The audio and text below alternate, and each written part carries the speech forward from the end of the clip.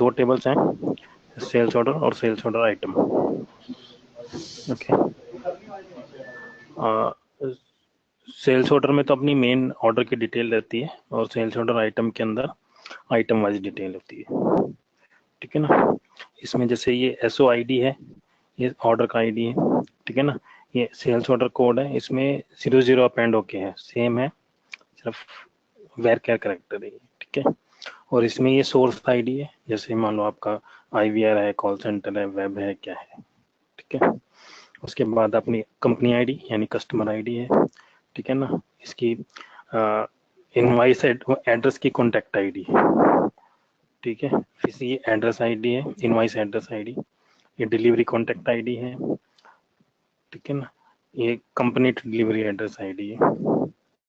Main जो ये आपको बता दो, ये क्रेडिट कार्ड से रिलेटेड है, क्रेडिट कार्ड की आईडी है, क्रेडिट कार्ड टाइप है, उसकी एक्सपायरी है, उसका नाम है, ठीक है ना। स्टार्ट डेट वगैरह उसकी सेव नहीं करते अपन, ठीक है ना। और इसमें टोकनाइज क्रेडिट कार्ड में तो सिर्फ टोकन नंबर वगैरह ही सेव होता है, क्रेडिट कार्ड का नेम नहीं होता, नंबर नहीं होता, ठीक है।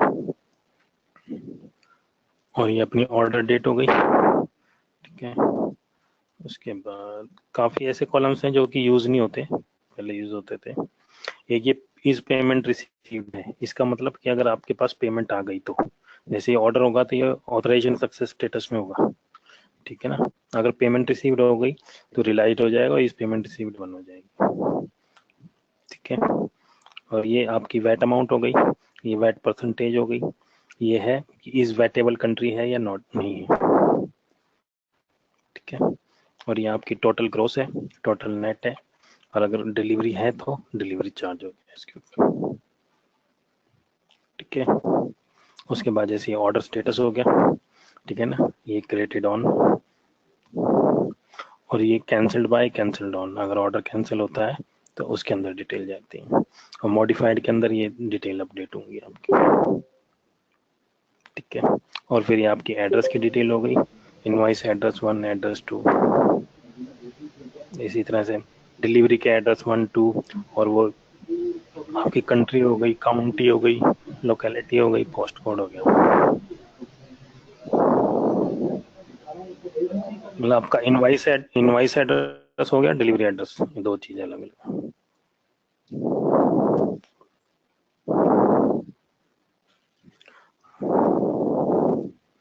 ये ट्रांजैक्शन से रिलेटेड क्रेडिट कार्ड से ऑथराइजेशन कोड हो गया, उसका ट्रांजैक्शन कोड है,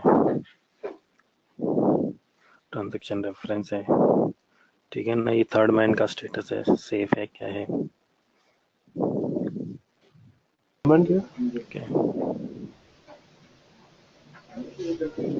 थर्ड मैन, ये उसका टोकन नंबर, ये टोकन नंबर है उसका, ठीक है। और दीपक जी उसकी वर्क ऑर्डर थर्ड आईडी है, थर्ड जैसे मैन क्या पेमेंट। है? थर्ड मैन क्या है? थर्ड मैन, ये पहले हम थर्ड पार्टी से क्या वेरिफिकेशन करवाते थे कि वो कार्ड जो है कस्टमर का वो फ्रॉड फ्रॉड तो नहीं है या कस्टमर फ्रॉड तो नहीं है, ओके जैसे कस्टमर फ्रॉड होते हैं ना, उस कार्ड पे फ्रॉड तो नहीं हुआ, तो वो चीजें वेरिफिकेशन करवाते थे। अब तो वो वेरिफिकेशन नहीं करवाते, अपन बाय डिफॉल्ट सेफ ही उसको ट्रीट करते हैं, ठीक है।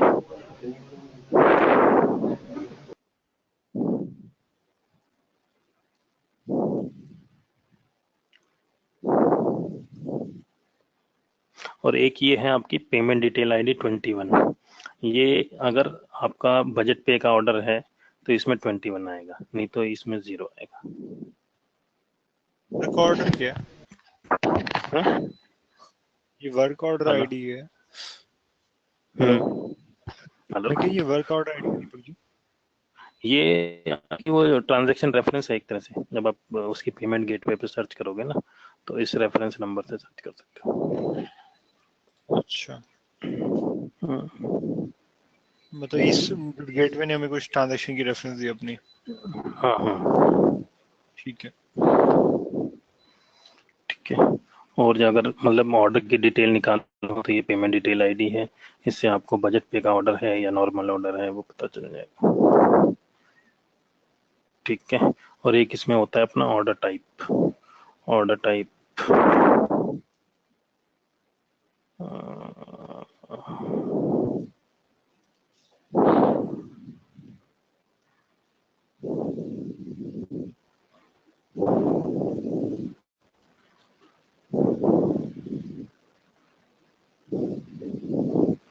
जैसे ऑर्डर टाइप 1 है, ठीक है, तो ये नॉर्मल ऑर्डर है, ठीक है। अगर 2 है तो वो आपका रिपेयर ऑर्डर हो गया, और 3 है तो आपका वो प्री ऑर्डर है, ठीक है। इसके लिए हमारे पास में मास्टर टेबल, नहीं, इसकी मास्टर टेबल नहीं है, इसमें 3 ही फ्लैग हैं बस ये।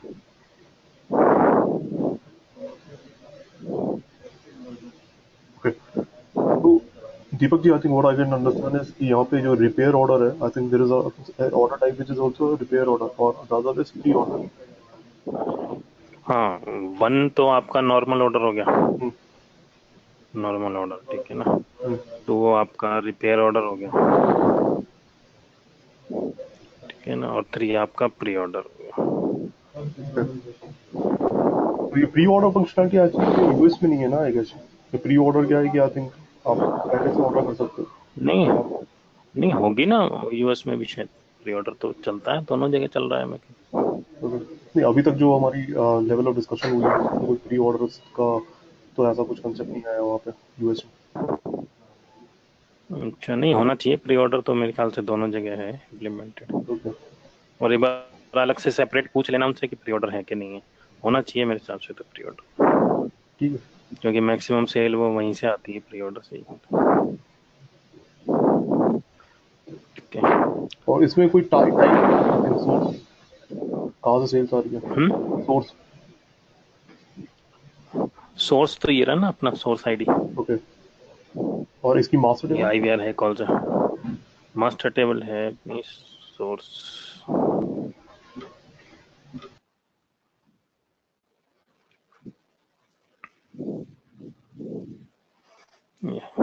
जैसे 8 था तो वो आईवीआर का है, 1 है तो कॉल सेंटर है, 2 है तो वेब है, 7 है तो कस्टमर केयर है, 11 है तो ऑप्शन 2 है, फिर आपका ईबे यूके हो गया, अमेजन हो गया, इस तरह से।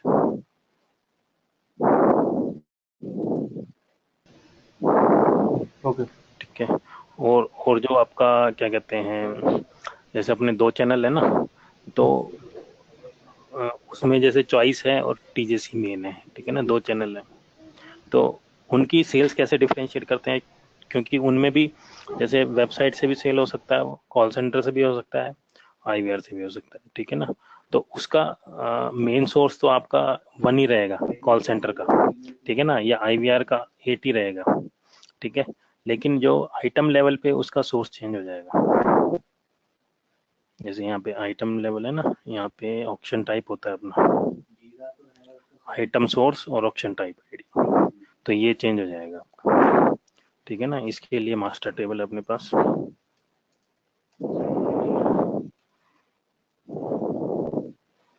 ठीक है।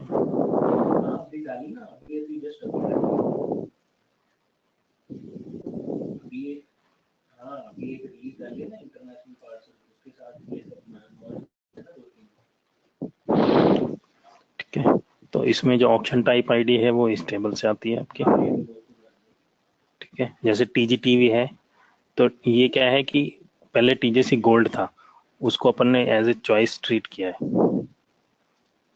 ठीक है ना, तो उसी का फ्लैग यूज कर लिया। पहले अपने यहाँ पे यूके में टीजेसी गोल्ड नाम से भी चैनल था, तो उसकी जगह इन्होंने चॉइस कर दिया उसका नाम, तो बैक एंड पे वो टीजी ही यूज आ रहा है अधिकतर, ठीक है ना। तो टीजी और टीजेसी चॉइस एक ही चीज है। दीपक जी, इसमें अगर मोबाइल की सेल्स निकालनी है तो कैसे निकालेंगे? हाँ, मोबाइल ऐप की सेल्स आवाज निकालनी है क्लियर तो नहीं कैसे आ रही। निकालेंगे? मोबाइल ऐप की सेल्स निकालनी होगी तो कैसे निकालेंगे? मोबाइल ऐप की, हाँ, तो उसमें एक डिवाइस का कोई फ्लैग है इसके अंदर,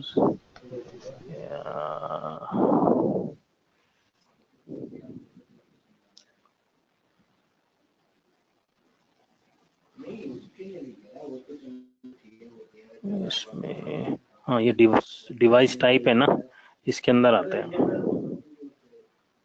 तो इसकी शायद मेरे ख्याल से मास्टर होनी चाहिए,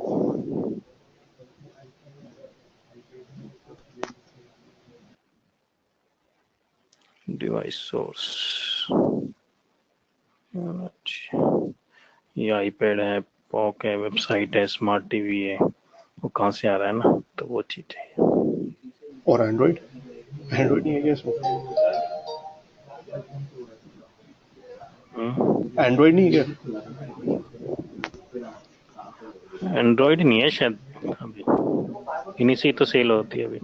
अभी वो नहीं, यही है 480। नहीं, एंड्रॉइड की हमारी सेल्स होती है। हम्म।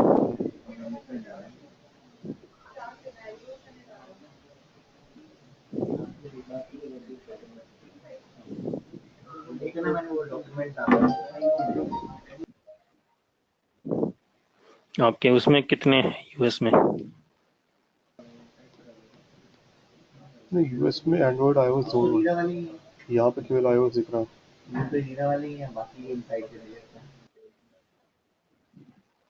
हम्म, एंड्रॉइड iOS दोनों है, स्मार्ट टीवी भी है, एंड्रॉइड भी है, iOS भी है। तो यहाँ पे मेरे को जैसे केवल iOS ही दिखा था, एंड्रॉइड नहीं दिखा था डिवाइस सोर्स में। हम्म, तो वही मैं पूछ रहा हम्म, हूँ। तो स्मार्ट टीवी है, पॉक आई थिंक वो जो पुराना वाला ऐप था हमारा मोबाइल ऐप उसका है। हम्म। वो मेरे ख्याल से आइटम लेवल पे तो नहीं जाता कभी।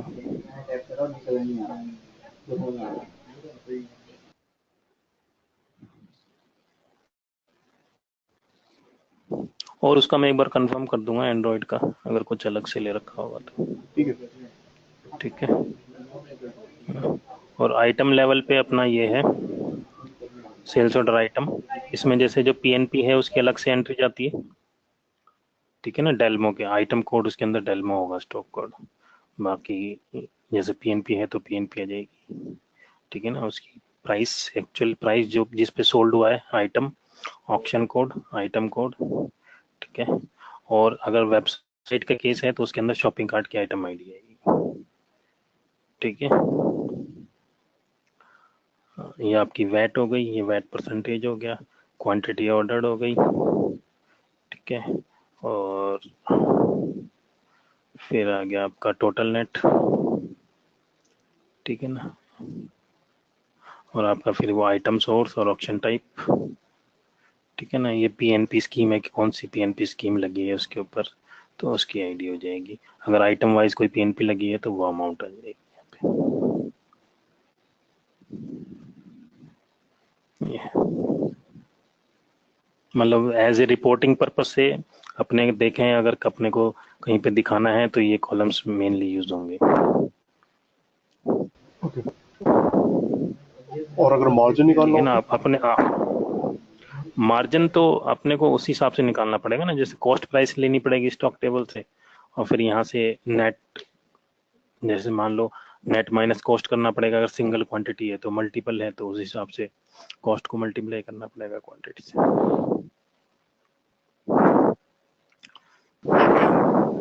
कॉस्ट प्राइस वगैरह नहीं रखते ना। ये पढ़ा तो है SOIT। ये SOIT प्राइस क्या है ये? ये एक्चुअल आइटम की प्राइस है जिसपे वो सोल्ड हुआ है, अच्छा, ये मतलब ठीक है ना। सेलिंग प्राइस है। हाँ, तो जैसे आपकी वैट अमाउंट है और नेट अमाउंट, ये दोनों 79.99 होगा, ये और ये नेट और वैट अलग अलग किया होगा, ठीक है ना। अगर किसी के केस में वैट नहीं होगा तो वैट अमाउंट 0 आ जाएगा, ठीक है। ठीक है ना। अगर इसमें पीएनपी नहीं है, पीएनपी 0 है, पीएनपी आती तो पीएनपी आ जाता है इसके अंदर। तो हमें कॉस्ट प्राइस वहाँ से स्टॉक वाले टेबल से उठाना पड़ेगा। हाँ, क्योंकि वो मास्टर टेबल से उठानी पड़ेगी कॉस्ट प्राइस तो आपको, स्टॉक टेबल से। और सेल्स क्वांटिटी कहाँ पर आती है? सेल्स क्वांटिटी आपकी ये रही, ऑर्डर क्वांटिटी, क्वांटिटी ऑर्डर। ये सेल्स ऑर्डर टेबल में भी है? नहीं, उसमें तो टोटल नहीं रहेगी, नहीं आइटम वाइज होगी ना, कि कितनी, एक आइटम को कितनी क्वांटिटी आपने सोल्ड करी।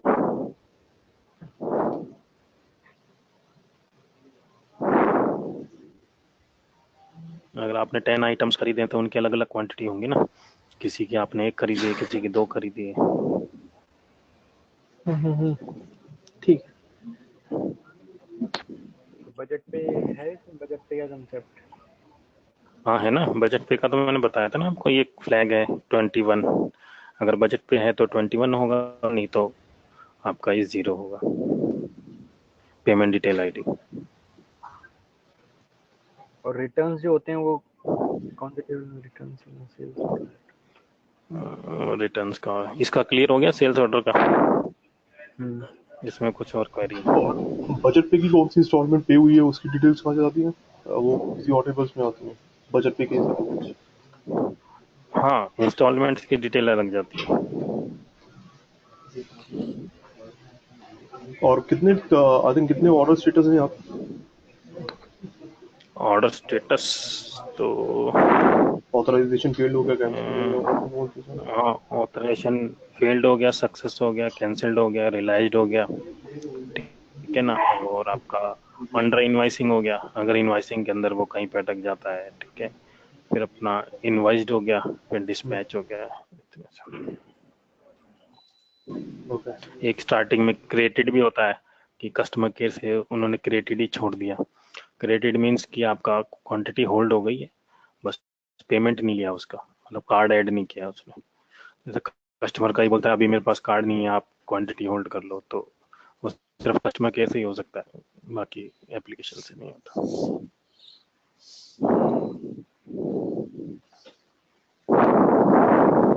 ओके।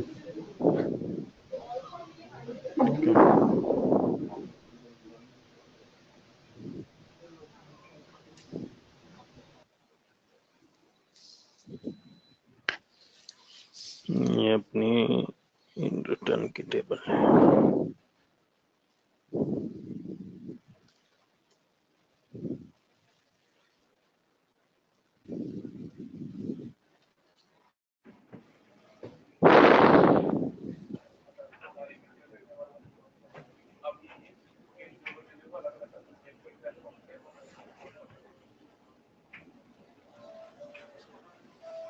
जो अपनी अगर रिपोर्टिंग पर्पज से देखें कि अपने को कहीं पे कस्टमर को डेटा दिखाना है या यूजर को दिखाना है, ठीक है ना, उसमें जैसे रिटर्न आईडी हो गई, ठीक है, और आपकी ये सेल्स ऑर्डर आईडी है, सेल्स ऑर्डर कोड है, ये इनवाइस की आईडी है, इनवाइस कोड है, ठीक है ना, इनवाइस आइटम आईडी है ये। जैसे इनवाइस टेबल है, इनवाइस आइटम टेबल भी है, तो उसकी इनवाइस आइटम टेबल नहीं है, ठीक है। ये आइटम कोड हो गया, कस्टमर आईडी हो गई, रिटर्न की डेट हो गई, रिटर्न रीजन हो गया, ठीक है ना, रिटर्न क्वांटिटी हो गई, अगर मान लो उसने 2 खरीदी है, 2 में से 1 रिटर्न किया है तो वो हो गया, ठीक है। और फिर किसने रिटर्न किया है और कब किया है, ठीक है। और ये तो मतलब JV3 से रिलेटेड है कि उसने कौन से बॉक्स के अंदर डाला है, उसका मतलब रिफंड चाहिए उसको या क्या, रिपेयर और क्या है वो, ठीक है ना, कि उसको रिफंड चाहिए, तो रिटर्न की साइट कौन सी है, वो चीज़।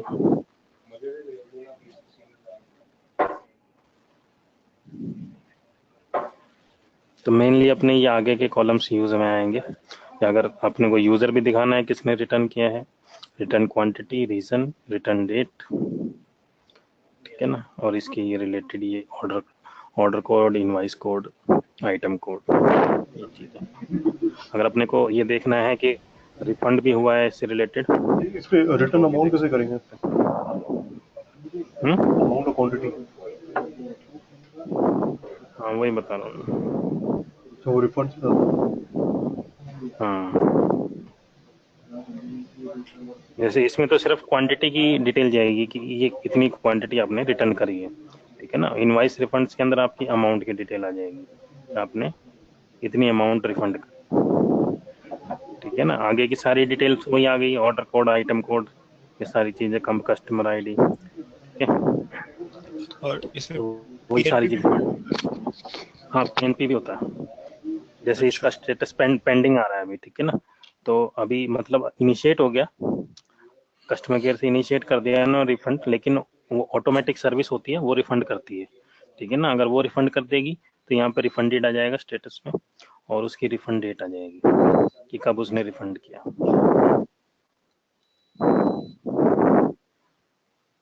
ठीक है ना।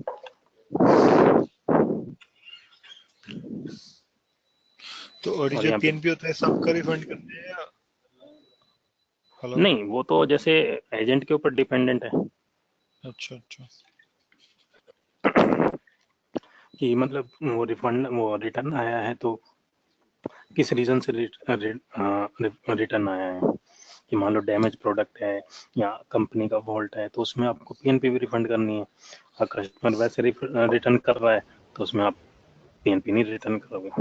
उसके लिए बिट है कि जिसमें पता चले कि इस पर्टिकुलर सेल ऑर्डर की पीएनपी रिफंड नहीं हुई। वो तो अपन जैसे तो ये लग रहा है कि शायद इसकी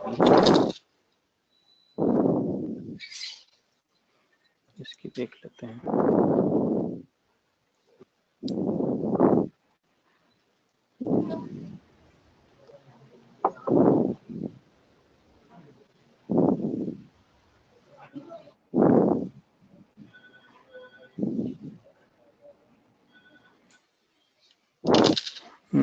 इसकी खाली वही हुई है, अमाउंट ही हुआ है, मतलब पीएनपी रिफंड नहीं हुई इसकी।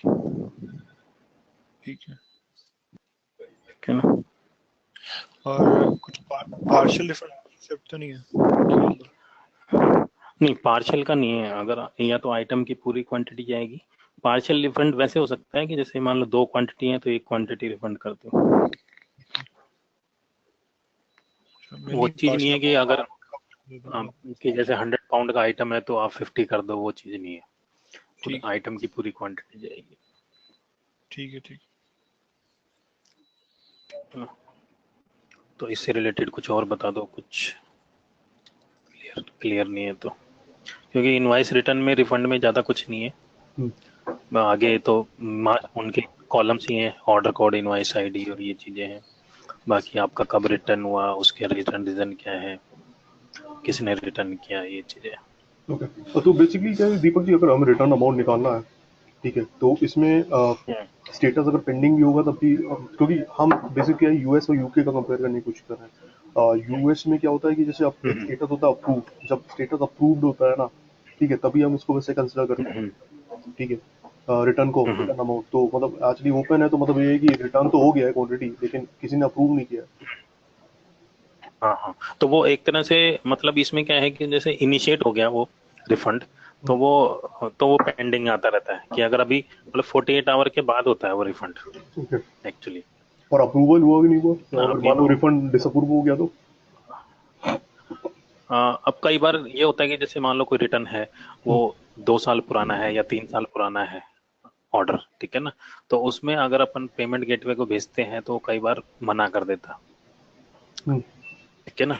तो उस केस में फिर वो अपन बाई चेक भेजते हैं या जैसे भी है, ओके। तो फिर वो मैनुअली हो जाता फिर मेरा है। सिंपल तो सा ऐसा नहीं है कि मतलब अपन हम्म, कि पेंडिंग है, मतलब अगर एक्चुअल रिफंड हो गया तो स्टेटस रिफंडेड होना चाहिए, ठीक है ना, अगर अपने को सिर्फ वही डेटा देखना है, ठीक है ना। पेंडिंग का मतलब ये है कि वो फेल भी हो सकता है।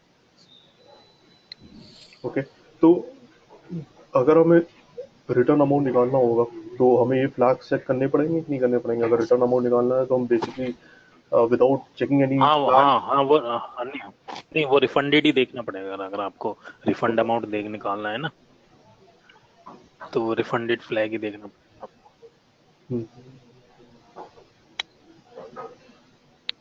ओके, तो रिफंड फ्लैग जिसमें होगा वही बेसिकली क्वांटिटी रिटर्न है। हाँ नहीं, लेकिन एक्चुअली रिफंड तो 48 आवर्स बाद हो रहा है ना, तो जैसे हमें रिटर्न अमाउंट आज के दिन का देखना है, ठीक है, आज के दिन मतलब कल का देखना है मान लीजिए फॉर एग्जाम्पल। हाँ, नहीं वो तो 48 आवर बाद के बाद ही अपडेट होगा। या तो फिर आप ये दिखा सकते हैं कि उसी में स्टेटस क्या है, पेंडिंग है अभी, ये स्टेटस भी दिखा सकते हैं ना कि उसका स्टेटस अभी पेंडिंग चल रहा है। अगर आपको आज के दिखाने हैं तो उसमें जैसे आप कहीं पे दिखा रहे हो तो वहाँ पे एक एक्स्ट्रा कॉलम में स्टेटस दिखा सकते हो कि ये रिफंड जो है अभी पेंडिंग है। और अगर 2 दिन या 3 दिन पुराना देखेगा वो, तो उसमें रिफंड ही ना जाएगा। ओके, लेकिन मेरे क्वेश्चन बेसिकली क्या है कि जैसे हम जैसे सेल्स निकालते हैं राइट, तो सेल्स का हमने नेट अमाउंट निकाला, तो हम देख लेते हैं कि ये स्टेटस आईडी ऑथराइजेशन फेल नहीं होना चाहिए, कैंसिल नहीं होना चाहिए और क्रिएटेड नहीं होना चाहिए, ठीक है, तभी it is considered as a kind of a sales. तो फॉर एग्जांपल अगर मेरे को कल का रिटर्न निकालना है तो कौन से स्टेटस को मेरे को एक्सक्लूड करना है? यहाँ पर मैं सारे स्टेटस रिटर्न रिटर्न रिटर्न तो अलग चीज है कि जैसे मान लो आपने रिटर्न कर दिया, वो रिटर्न हो गया, लेकिन रिफंड अमाउंट कितना रिफंड हुआ है तो वो आप रिफंडेड हो जाएगा उसके बाद ही चेक करोगे ना। ओके। अभी आपके अकाउंट से माइनस नहीं हुआ ना वो, तब समझ रहे हो ना कि वो जब तक रिफंड नहीं हो जाएगा जब तक आपके अकाउंट से माइनस नहीं हुआ ना। क्वांटिटी तो रिटर्न हो गई, आपके सिस्टम में आ गई क्वांटिटी तो, ठीक है ना। जो इनवॉइस रिटर्न टेबल है उसके अंदर आप देख सकते हो कि क्वांटिटी तो रिटर्न हो गई, ठीक है ना, सिस्टम में आ गई वाया JV3, ठीक है ना। उस दिन नहीं आएगी तो अगले दिन क्वांटिटी आ जाएगी जब भी वो रिटर्न करेगा, ठीक है ना, ओवरनाइट सर्विस में। लेकिन अगर अमाउंट आपके 48 आवर के बाद होगी, अगर आपको अमाउंट रिफंड दिखाना है वो तो जो रिफंडेड हो जाएगा उसके बाद ही होगा वो। लेकिन रिटर्न अमाउंट दिखाने के लिए मुझे ये सब कंडीशन लगाने की जरूरत नहीं है। हाँ, रिटर्न के लिए तो आप डायरेक्ट दिखा सकते हो कि इतने आइटम रिटर्न हुए हैं, लेकिन उसमें अमाउंट मतलब अगर आप इस तरह से उसमें दिखाना चाह रहे हो वो चीज अलग है। एक तो रिफंडेड अमाउंट हो गई और रिटर्न तो क्वांटिटी हो गई, हम्म, ठीक है ना, कि इस आइटम कोड की इतनी क्वांटिटी रिटर्न हुई है ये।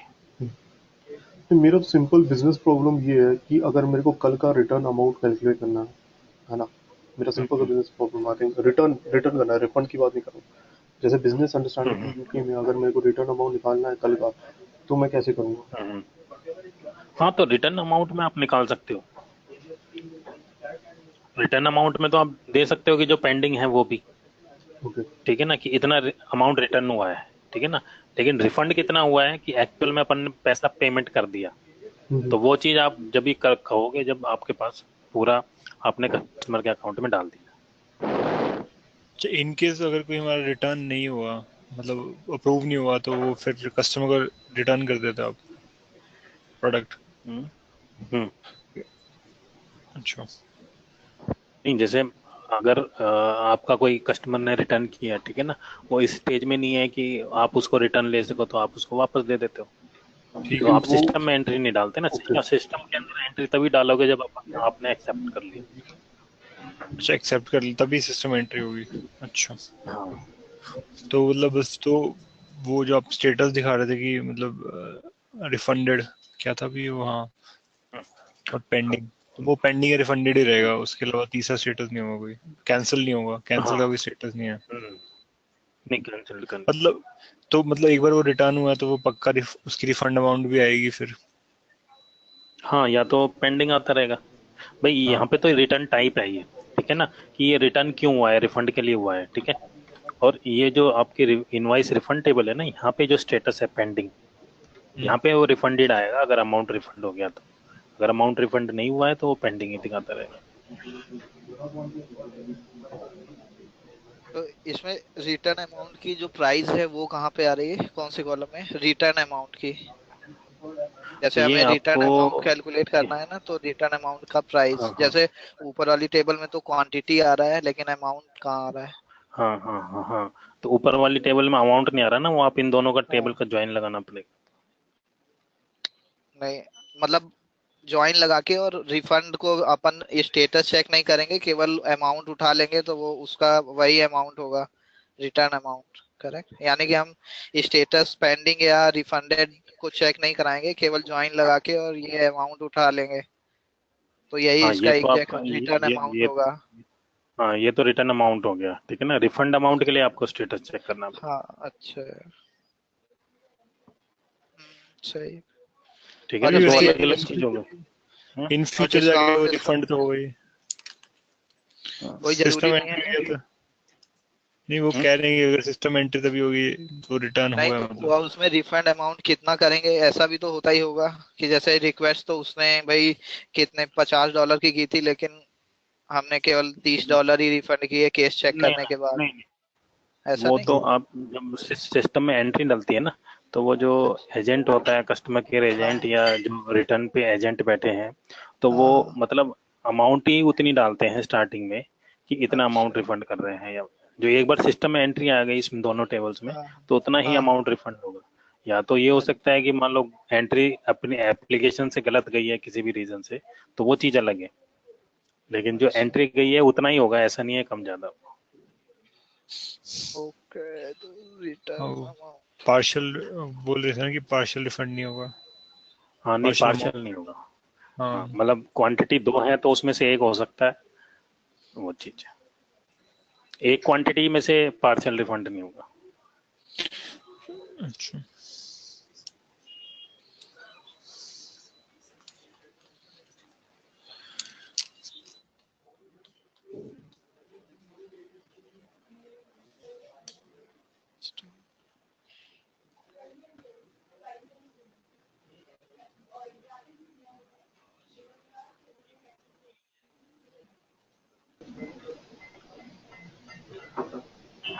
ठीक है, आई थिंक ये तो क्लियर है। कुछ और क्वेश्चन है क्या कोई? आई थिंक ये जो क्या कह रहे थे उसका स्टॉक या फिर इन्वेंट्री का जो आप बता रहे थे,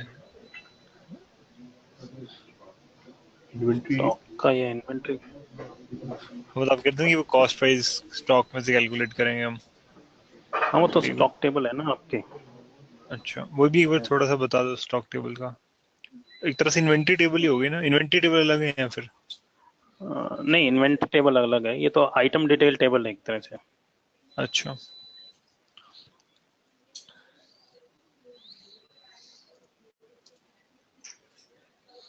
जैसे यूएस के केस में तो वो मल्टीपल टेबल में स्प्लिट हो रहा है, ठीक है ना। और यूके के केस में वो सिंगल टेबल ही है, आपकी फ्लैट टेबल है, ठीक है ना। ये जैसे आइटम कोड हो गया, उसका नेम हो गया, उसकी आइटम डिटेल हो गई, ठीक है ना। और आर्टिकल टाइप हो गया इसका, मतलब जो कॉलम, ये जैसे फाइल नेम ये यूज में नहीं आता, ठीक है ना।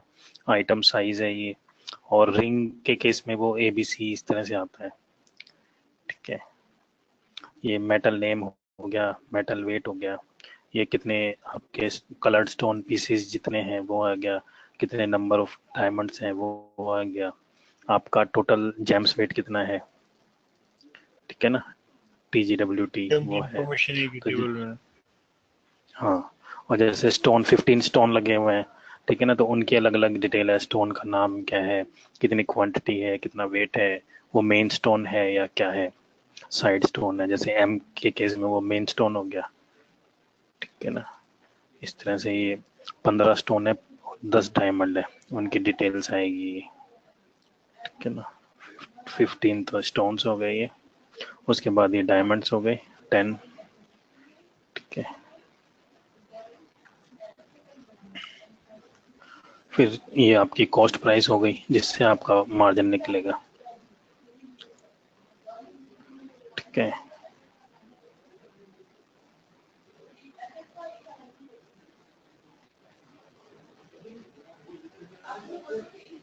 ये स्टोरी पॉइंट है,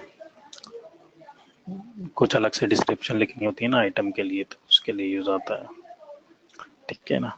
और ये अपनी TSP है, जो मीडियम प्राइस है ना, ये टारगेट सेल्स प्राइस है, ठीक है। और ये लो प्राइस है, ये अपनी वेब प्राइस है। और इसमें 0.99 अपेंड नहीं होता, वो UI पे ही अपेंड होता है, ठीक है। जैसे 9 पाउंड है ये, ठीक है ना, तो UI पे आपको 9.99 शो होगा। अच्छा वो सब में होगा, हाँ वो सब में मतलब जैसे होगा। जैसे ये 1.24 है इसका, फिर कौन सा? ये हाई प्राइस में? नहीं, हाई प्राइस यूज में नहीं आती आपका। ये मीडियम तो TSP है, और लो प्राइस आपकी वेब प्राइस है। जो वेबसाइट पे शो होती है ना, वो लो प्राइस है, और मीडियम प्राइस ये आपके टीवी के लिए TSP, ठीक। ठीक है ना। और एक आपकी क्लियरेंस प्राइस होती है, अगर वो क्लियरेंस है तो क्लियरेंस प्राइस दिखेगी, नहीं तो वेब की दिखेगी। ठीक। और बाकी तो फिर ये स्टार्ट प्राइस तो कैरेटेज है, मेटल टाइप है, मेटल कलर है। स्टार्ट प्राइस क्या है? स्टार्ट प्राइस तो पहले यूज में आती थी, अभी मतलब टीवी पे तो यूज में आती है। मतलब स्टार्ट प्राइस जिस प्राइस पे ऑप्शन स्टार्ट होता है, तो कुछ जैसे TSP का कुछ मल्टीपल फैक्टर होता है, ये 5 टाइम या 3 टाइम, तो इस पे ऑप्शन स्टार्ट होता है, तो फिर उसके बाद फिर प्राइस रिड्यूस हो जाती है। तो ऑप्शन पर्पज से है, बाकी वो नहीं है। एक ये फ्लोर प्राइस है। फ्लोर प्राइस वो होती है, जैसे आप प्रोड्यूसर को रेस्ट्रिक्ट करना चाहते हो कि इससे नीचे वो जाए नहीं, ठीक है ना। आपने टीएसपी सेट कर दी, उसके बाद भी वो नीचे जाता है, तो आपने फ्लोर प्राइस डिसाइड कर दी कि वो इससे नीचे नहीं जा पाए, तो वो फ्लोर प्राइस डिफाइन कर देते हो, तो फिर उससे नीचे नहीं जा सकता वो प्रोड्यूसर। मतलब वो एक तरह से फ्लोर हो गया उस आइटम के लिए, उससे नीचे आप सेल नहीं कर सकते उसको, ठीक है।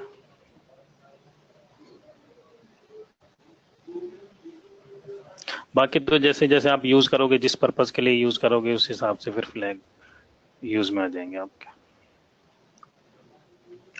जैसे इसमें भी पेमेंट डिटेल आईडी है, अगर बजट पे का आइटम है वो, तो इसमें 21 आ जाएगा, नहीं तो नल पड़ा रहेगा। कि जैसे कुछ एक आइटम अपन ने बजट पे लगा रखे हैं, तो वो ही आइटम आप बजट पे सोल्ड आउट कर सकते हो, बाकी को नहीं कर सकते, ठीक है ना। ये चीज है। तो मेन तो इसमें से आपको आइटम का प्राइस से रिलेटेड मेरे ख्याल जरूरत पड़ेगी रिपोर्टिंग में, या नेम की जरूरत पड़ सकती है, आर्टिकल टाइप वगैरह इनकी जरूरत पड़ सकती है, बाकी और कुछ जरूरत पड़े तो।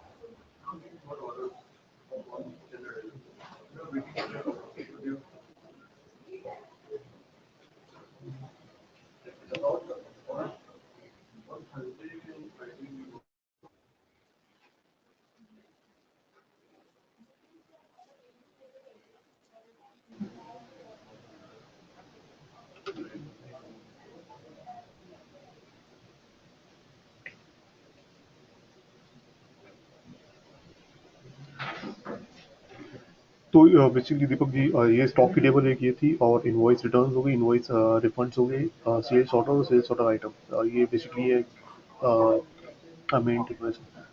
और आई थिंक कस्टमर की टेबल कौन सी है एक बार? कस्टमर की अपनी दो टेबल्स हैं, एक तो कंपनी है और एक कॉन्टैक्ट है।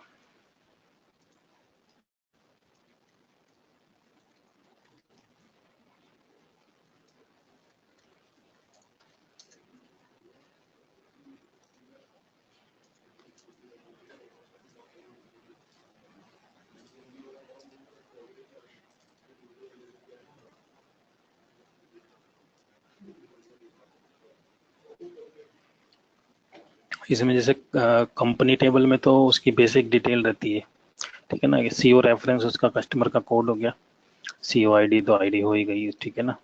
और ये आपकी कंट्री आईडी हो गई, उसका नेम हो गया, ठीक है। और उसका पिन हो गया, जो कि वेबसाइट पे लॉगिन के लिए रिक्वायर्ड होता है ना, या आपका आईवीआर पे लॉगिन के लिए रिक्वायर्ड होता है, वो हो गया। आपका ईमेल आईडी हो गया उसका, ठीक है। उसका सोर्स हो गया, कहाँ से रजिस्टर्ड हुआ है वो, ठीक है। कब हुआ है क्रिएटेड और मॉडिफाइड कब हुआ है, वो चीज़ हो गई। उसमें वो है कि आपने वेबसाइट पे आती है कि ऑप्टेड कर रखा है एसएमएस के लिए, मेल के लिए है, वो चीज़ है इसके अंदर। ये तो वो चीज़ हो गई। बाकी जो कॉन्टैक्ट की डिटेल है, फ़ोन नंबर है, उसका नेम की अलग अलग है, सर नेम, फोर नेम, ठीक है ना। और आपकी उसकी डेट ऑफ बर्थ अगर डाल रखी है तो उसने कस्टमर ने, mobile, home phone, direct phone, ये चीज़ है। 1086 ये दो टेबल हैं। बाकी उसकी एड्रेस की अलग से टेबल है, उसमें एड्रेस की डिटेल होती है 1 और 2। उसमें एड्रेस टाइप है, जैसे बिलिंग और शिपिंग के लिए 1 आपका बिलिंग हो गया, 2 शिपिंग हो गया। वो भी दिखाई दीजिए एक बार, हम्म? एड्रेस टेबल भी दिखा दीजिए एक बार कौन सी।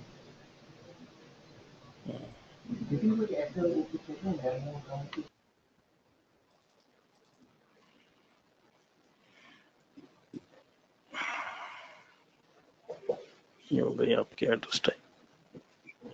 जैसे 1 तो आपका बिलिंग हो गया, 2 आपका शिपिंग हो गया, ठीक है ना। एड्रेस 1, एड्रेस 2, लोकेलिटी टाउन, ठीक है ना। कंट्री आईडी, पोस्ट कोड, और इसके ये 3 और 4 एड्रेस ये तो कस्टमर आईडी उसका कॉन्टैक्ट। अच्छा ये company ID contact ID company ID हो गया। इनमें अंतर क्या है कॉन्टैक्ट आईडी और कंपनी आईडी में? वो 2 टेबल है ना अपनी अलग अलग, इस वजह से। बाकी आप कंपनी आईडी से ज्वाइन लगा सकते हो, कोई दिक्कत नहीं है, सेम ओके कोई भी आईडी यूज कर सकते हो। भाई इज एक्टिव है, जो एक्टिव एड्रेस है सिर्फ वही उठाने हैं, ठीक है ना। इनएक्टिव मतलब वो है अपने लेकिन वो यूज नहीं कर रहा है, मतलब या गलत एड्रेस है, पुराने एड्रेस है, वो चीज।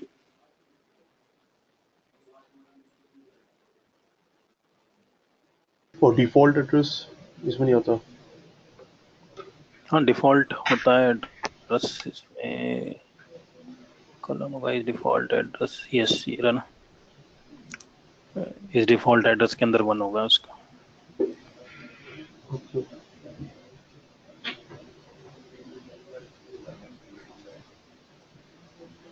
ठीक है ना, एक बार आप लोग देख लो, अगर कुछ और होता है तो फिर एक बार फिर कल कॉल ले लेंगे अपन, कोई दिक्कत नहीं। मुझे तो आई थिंक ऐसा कुछ प्रॉब्लम लग नहीं रही है। आई थिंक रोहन कुणाल अंकित श्रीओम हाँ रोहित अभी तक क्लियर है। अभी तो नहीं, कल और रख लेते हैं, उसमें इन्वेंट्री और वो कस्टमर का हाउस होल्ड वगैरह और वो सब डिस्कस कर लेंगे।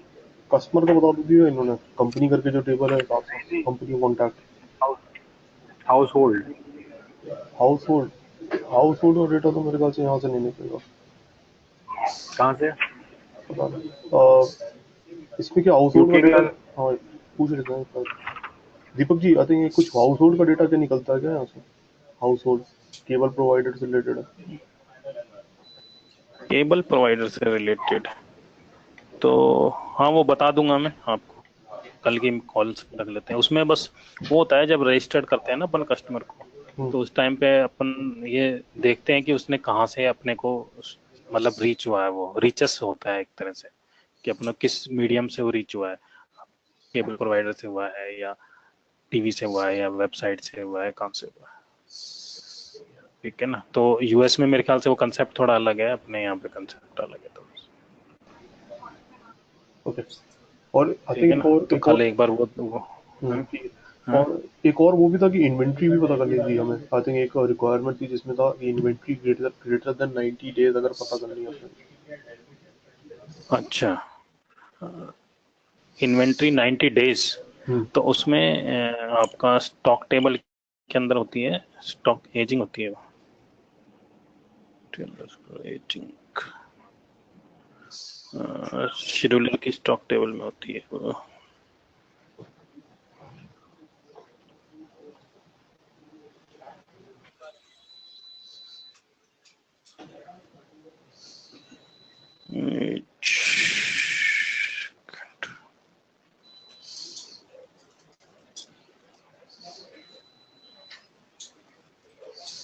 एज करके कोई कॉलम होता है इसके अंदर, ये रहा एजिंग, एजिंग करके है कॉलम। तो इसमें क्या जेवी से अपन डिटेल अपडेट करते हैं कि उसका जो मतलब मीडियम निकाल के, और मतलब कई बार स्टॉक इन होता है ना, तो उसका कोई डेट वो टाइम ले लेते हैं कितने दिन पुराना है, JV3 से ये डेली अपडेट होता है, सिंक होता है। तो इसमें कुछ चेक ठीक है कर ना। सकते हैं क्या नॉट नॉल हो, ताकि एक बार समझ में तो आए क्या है हाँ नॉट नल, जिसमें स्टेजिंग का कुछ डेटा दिख रहा हो। हाँ हाँ, एक बार दिखा देता हूँ मैं।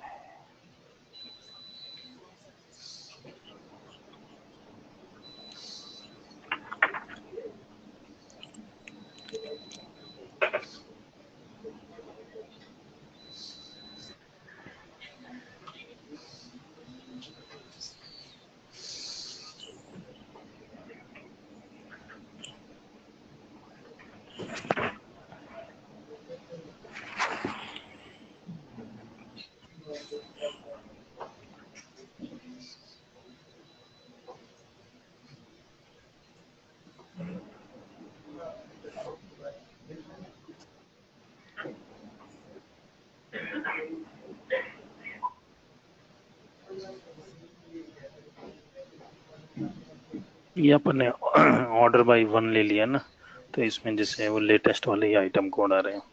हम्म, तो किसी में 1 डेज है, किसी में 4 डे है, तो ये इंपोर्ट भी उसी टाइम से हुए होंगे। जैसे अपन इसकी क्रिएटेड ऑन देखें तो जैसे 24 तारीख को हुआ है ना, ये 21 तारीख को हुआ है, 21 को हुआ है, वो उसके 4 दिन हो गए, 24 को हुआ है उसके 1 दिन हो गया। ओके। लेकिन एजिंग का कंसेप्ट जो है वो ऐसे नहीं निकालते, वो निकालते JV3 से।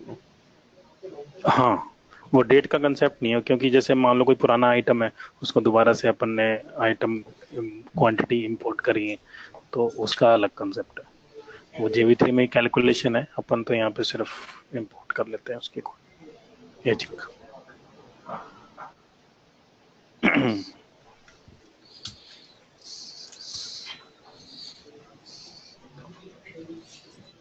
आई थिंक ठीक है। कोई क्वेश्चन? नहीं अभी तो नहीं। नहीं है अभी।